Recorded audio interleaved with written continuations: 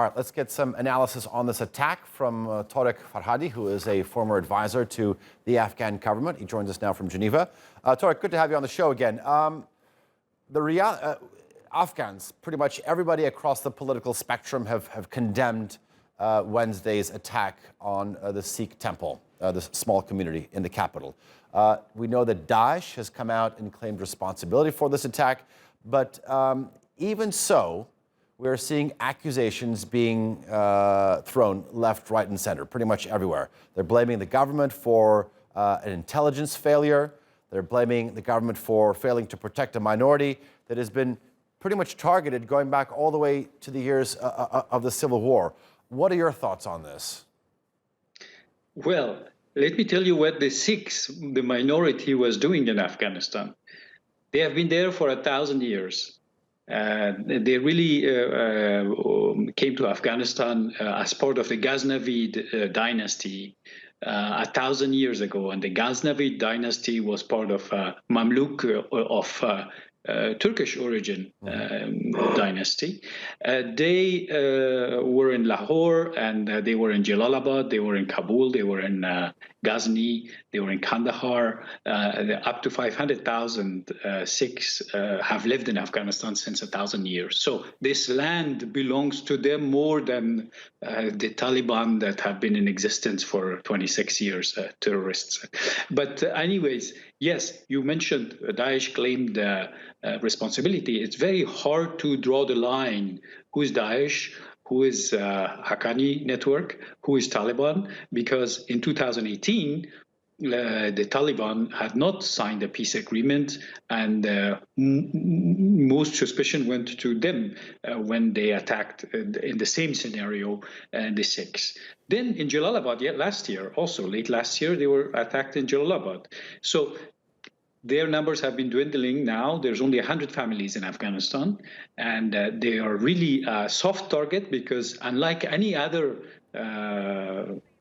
fraction in Afghanistan, they are not armed. Everybody is armed to the teeth in Afghanistan, but they're very, non-violent. Okay. So there's a lot I want to get in with you. When you look at this peace deal that was signed in February between the U.S. and the Taliban, presumably the Taliban had committed to sort of stopping these attacks by terror groups in Afghanistan. On that presumption, how do I read into this attack? Well, the Taliban had made a deal not to attack the U.S. forces in the midst of their withdrawal. That's all they have made a deal about, and that's all the Americans have signed with them. But they haven't made a deal not to terrorize the Afghan people up to the last minute of the negotiation. So that's why the negotiation has to start to reduce the chances of these attacks, because the Taliban use attacks and terror against soft targets, yes. And we put... So average Afghans, Afghan army forces, other minorities, they're still fair game in all this then? Fair game. 3 weeks ago exactly, a gathering of Shiite minorities were also targeted in Afghanistan. They were shot at from a building next to the gathering. So this will go on until such time as the peace negotiations have not started. And the reality is that the Taliban want a portion of the pie in the power structure in Afghanistan and also some regions of Afghanistan. And Afghans have to come together quickly and find a way to do this so that the attacks stop. Torek, I want to ask you this.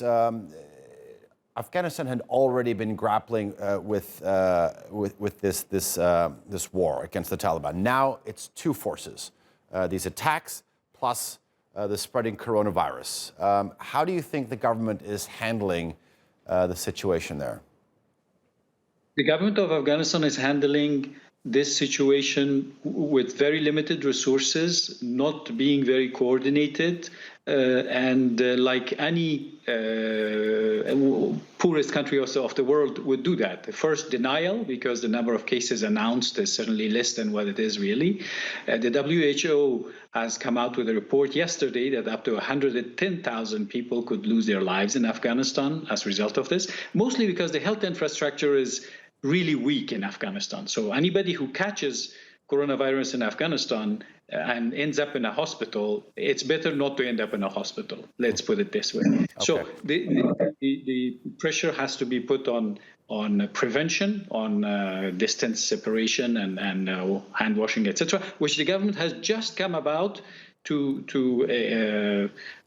say publicly, and also basically lockdowns of cities. All right. Torek Farhadi live for us in Geneva. Thank you very much for joining us here.